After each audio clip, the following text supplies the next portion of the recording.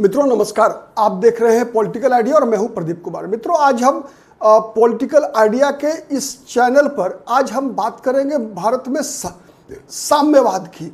साम्यवाद मतलब कम्युनिज्म की। कम्युनिज्म मतलब कम्युनिज्म के तीन चरण सबसे पहले समझने का प्रयास करते हैं हम।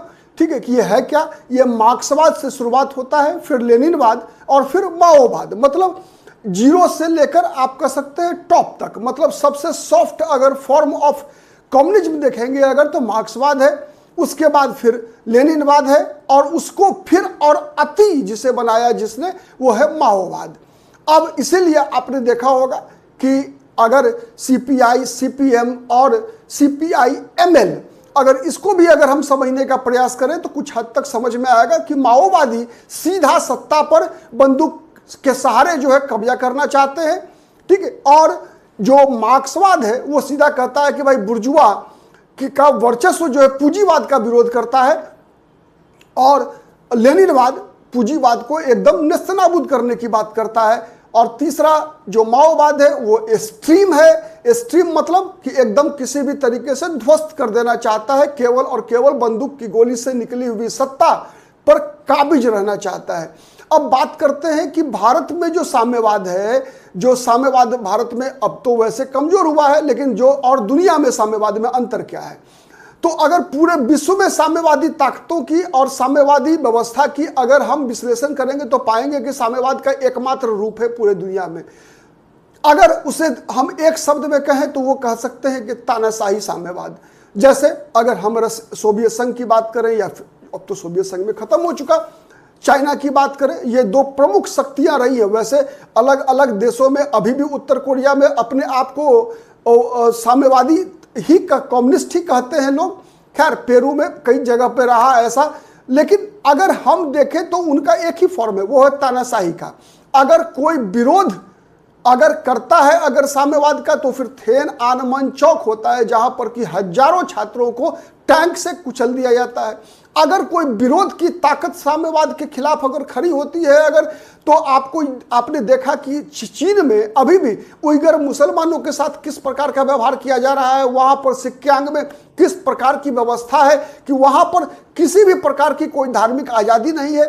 न केवल आंतरिक मामलों में बल्कि वैदेशिक मामलों में भी एक प्रकार का आप कह सकते हैं कि वो आतंकवाद है। आप देखिए चीन से ही वर्तमान में अगर हम देखेंगे तो चाहे वो ताइवान परेशान हो, चाहे वो भारत परेशान हो, चाहे वो वियतनाम परेशान हो, सबके सब फिलीपींस परेशान हो, तिब्बत को तो हड़प ही लिया चीन ने। ठीक है, तो इस प्रकार से उसका एक ही फॉर्म है आतंकवाद का। किसी भी प्रकार से, चूंकि वहां पर लोकतंत्र में साम्यवाद का भरोसा ही नहीं है, इलेक्ट्रल पॉलिटिक्स से कोई मतलब नहीं है, वन पार्टी सिस्टम होता है, केवल पोलित ब्यूरो का शासन होता है। पोलित ब्यूरो अपना प्रेसिडेंट चुनती है, अपना जनरल सेक्रेटरी चुनती है। लेकिन अब तो चीन जैसे देशों में उस पर भी रोक लग गई। अब जो वहां के जो राष्ट्रपति हैं, ठीक है, उन्होंने तो अपने आप को एकदम परमानेंट कर दिया है, जब तक जिएंगे तब तक जो है वो पोलित ब्यूरो के जनरल सेक्रेटरी रहेंगे, चीन की सत्ता पे काबिज रहेंगे। तो वहां कोई इलेक्ट्रल पॉलिटिक्स का कोई स्कोप नहीं है, किसी भी विरोधी आवाज का कोई स्कोप ही नहीं है, जहां भी है तानाशाही है।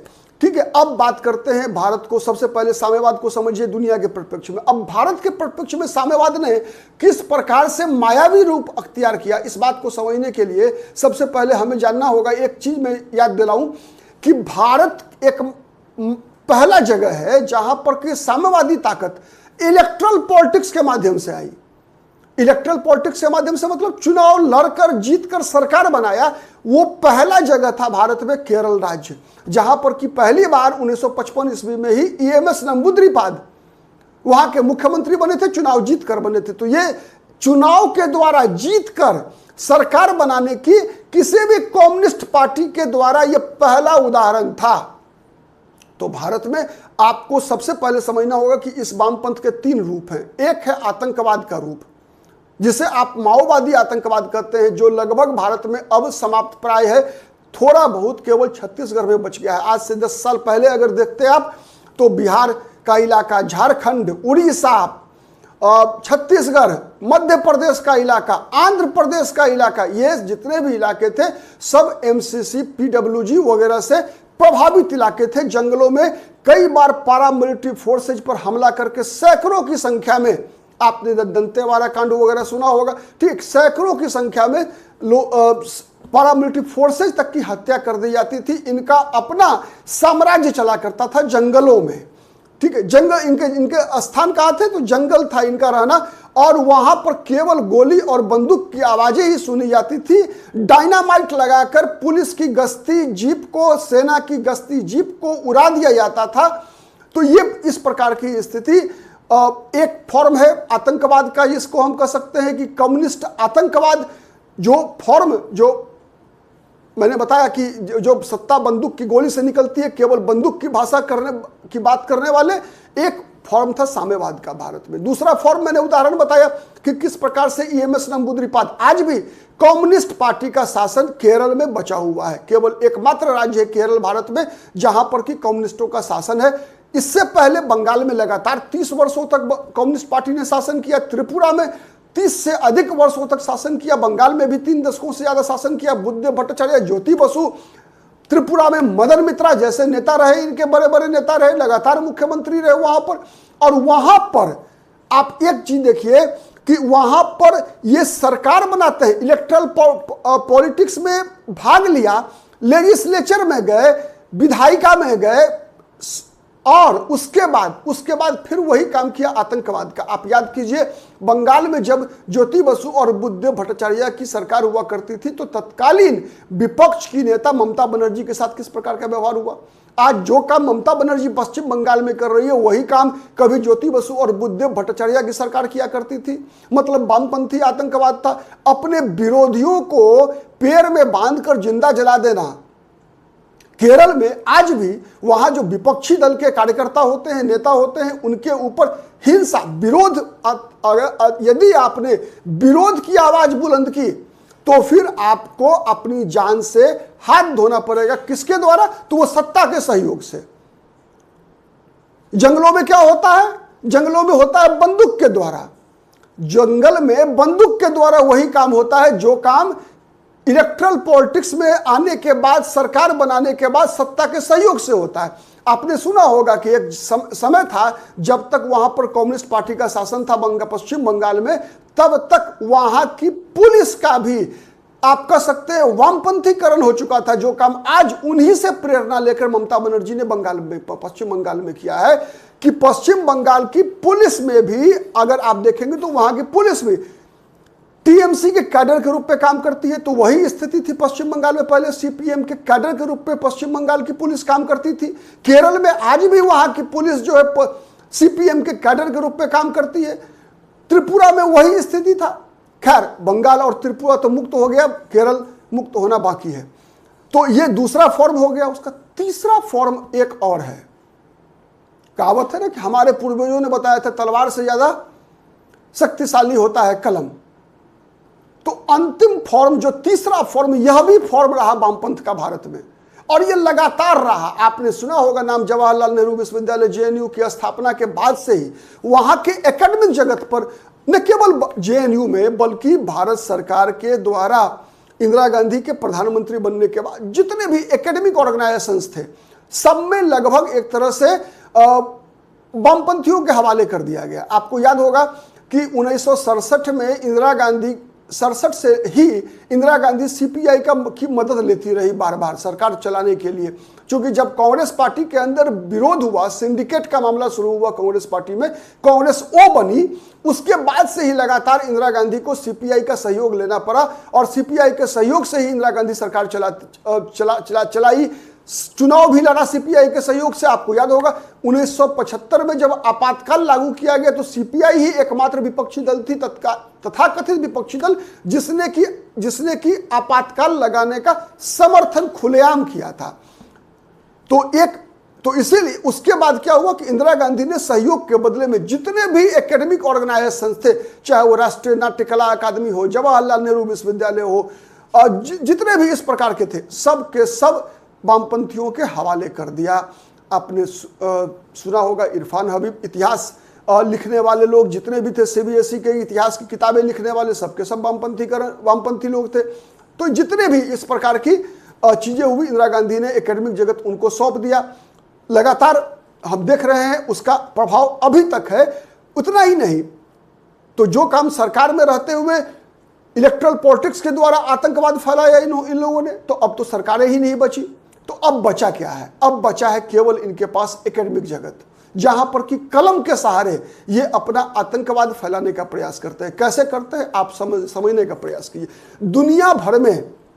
दुनिया भर में सबसे पहला अंतर क्या है? दुनिया भर में communist and Islam can not live together. दुनिया का कहीं भी ऐसा इतिहास नहीं मिलेगा जहां पर कि इस्लामिक आतंकवाद को कम्युनिस्ट पार्टी ने संरक्षण दिया हो। यहां तक कि चेचनिया याद कीजिए, जहां पर कि सोवियत संघ में कितना कड़ा मुकाबला किया था सोवियत संघ की सरकार ने। आज भी पुतिन वहां पर जो है चेचनिया में लड़ रहे हैं इस्लामिक आतंकवाद से। चीन जो सबसे मजबूत गढ़ बचा हुआ है, वहां पर देखिए आप किस प्रकार से वहां पर भी सिक्यांग में उइगर मुसलमानों के साथ चीन व्यवहार कर रहा है। लेकिन भारत में क्या है? भारत में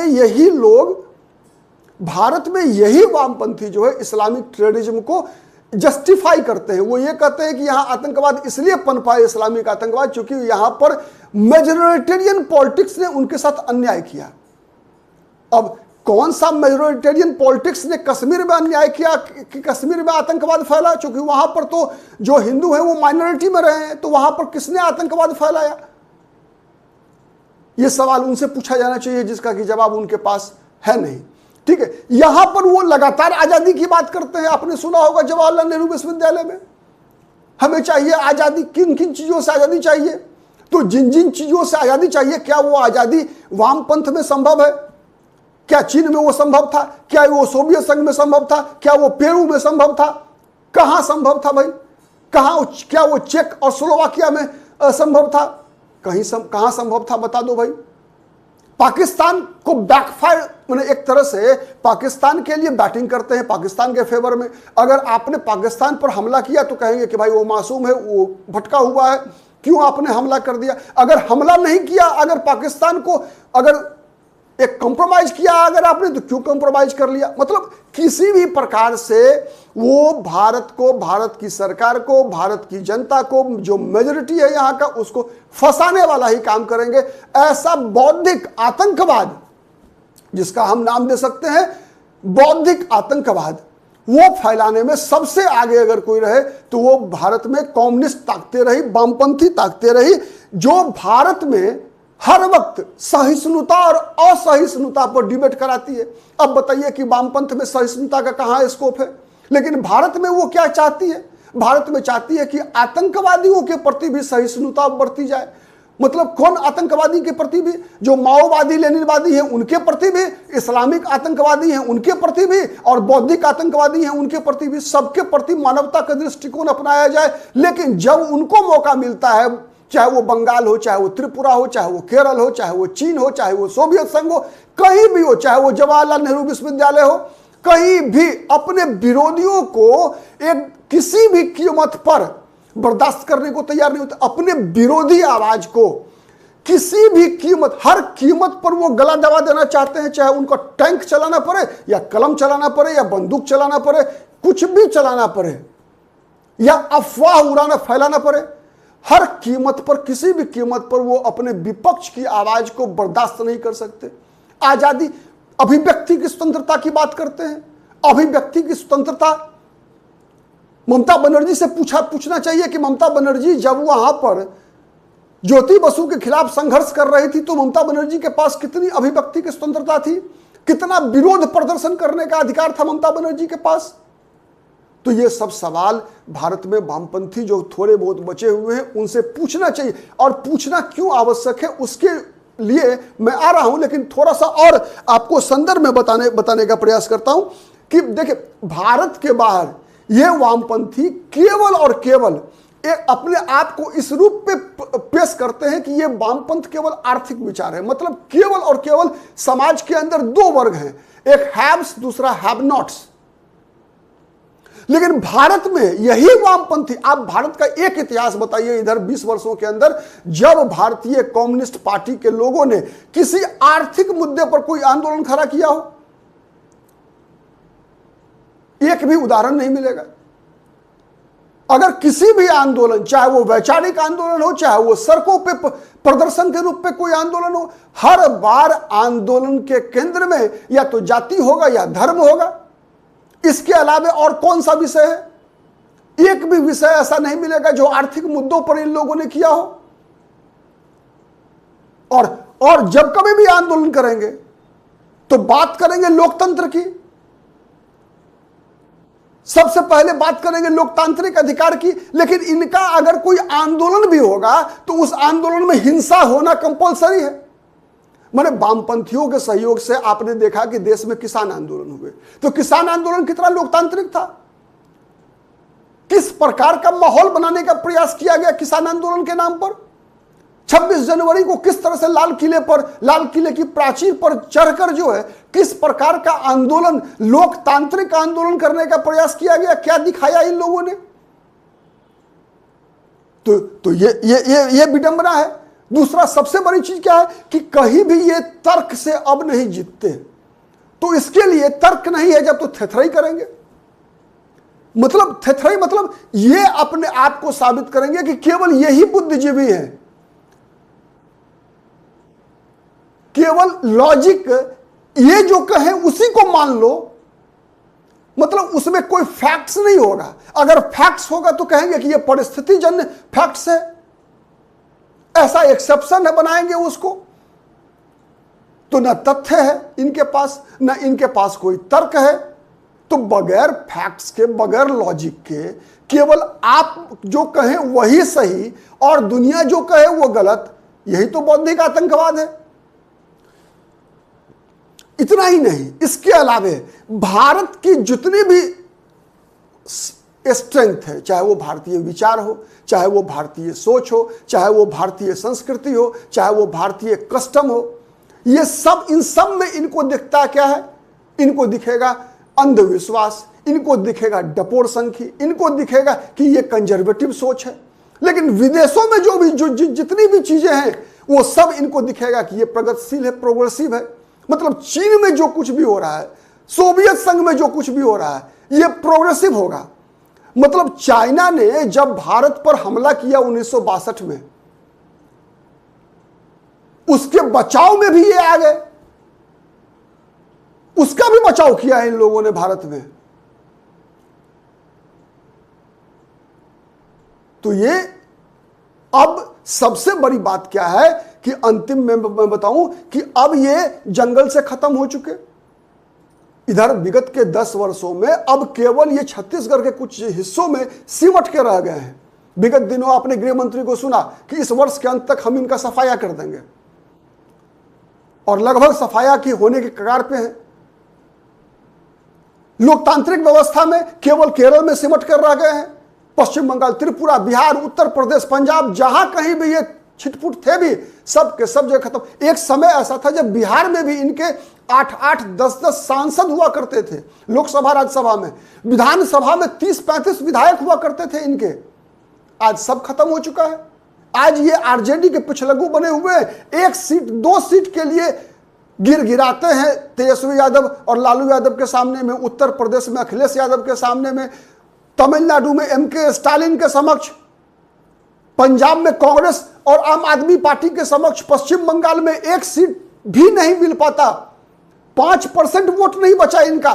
त्रिपुरा में सफाया हो गया, 1% वोट उत्तर प्रदेश में नहीं मिलता, फिर भी अपने आप को प्रगतिशील शो कर रहे हैं। तो अब ये केवल और केवल सिमट के रह गए हैं केवल गोष्ठियों में और टीवी चैनल्स पे। आवश्यकता है टीवी चैनल पर से भी इनको खदेरा जाए, लेकिन खदेरे जाने से पहले ही इन्होंने एक नया ठिकाना ढूंढ लिया है। अब ये हमारे समक्ष CPI और CPM को रिप्रेजेंट नहीं करते। अब ये हमारे समक्ष फॉरवर्ड ब्लॉक मतलब सुभाष चंद्र बोस का फॉरवर्ड ब्लॉक मत समझ लीजिएगा, ये अलग फॉरवर्ड ब्लॉक के लोग हैं। Forward block SUCI, CPI ML कि आर नहीं लेते, अब ये आर लेते हैं इंडियन नेशनल कांग्रेस का। आप गौर से देखेंगे जितने भी कम्युनिस्ट आइडियोलॉग हैं अब ये सभी के सभी कन्हैया कुमार के नेतृत्व में राहुल गांधी के साथ हो चले हैं।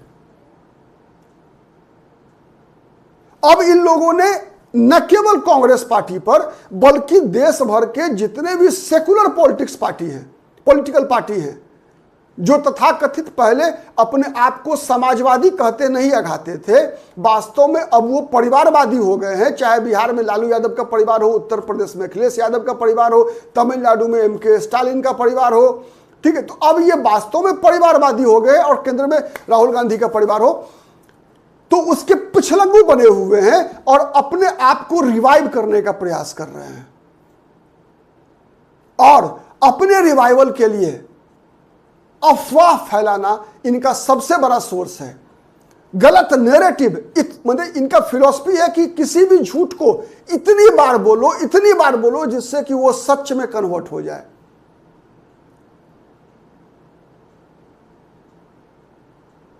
ये बार बार ये साबित करना चाहते हैं कि नहीं, कश्मीर का जो आतंकवाद है वो इसलिए वहां आतंकवाद फैला कि वहां पर मुसलमानों के साथ अत्याचार हुआ। छत्तीसगढ़ दंतेवाड़ा में इसलिए आतंकवाद फैला कि वहां पर आदिवासियों के साथ अत्याचार हुआ। बिहार में और झारखंड में इसलिए आतंकवाद फैला क्योंकि वहां पर दलितों के साथ अन्याय हुआ, अत्याचार हुआ। पश्चिम बंगाल में इसलिए माने वामपंथी आंदोलन एमसीसी और नक्सलवाद फैला इसलिए कि वहां पर मजदूरों के खिलाफ जो है वहां पर व्यवसायियों, पूंजीपतियों का अत्याचार हुआ। हर जगह ये नैरेटिव गढ़ने में माहिर लोग हैं। तो हर जगह कहीं ना कहीं ये अपना एक नैरेटिव तैयार कर लेते हैं और अभी जहां कहीं भी कोई भी घटना घटेगी तो उसके लिए इस देश का बहुजन समाज जो है वो जिम्मेवार है। अगर किसी जाति के किसी व्यक्ति के साथ कहीं पर कोई व्यक्तिगत झगड़े में भी अत्याचार हो गया तो उसको जातीय रंग दे देंगे। तो ये इनका नैरेटिव रहा है और ये नैरेटिव कि जंगल से निकलकर इन लोगों ने कलम पकड़ लिया है, ये ज्यादा खतरनाक है। इसलिए ज्यादा खतरनाक है क्योंकि हमको पता है भारतीय इतिहास में पहली बार, एक बार और बात मैं बताऊं कि ये साम्यवादी लोग पहली बार भारतीय फिलॉसफी को अपना रहे हैं। अब जब इनका अंत समय आ रहा है तब कि pen is greater than sword, इस पे अब भरोसा कर रहे हैं और यह बात सही है। इसीलिए भारतीय राष्ट्र को इन लोगों से सावधान रहने की आवश्यकता है। आज के लिए इतना ही। बहुत बहुत धन्यवाद। नमस्कार। जय हिंद, जय भारत।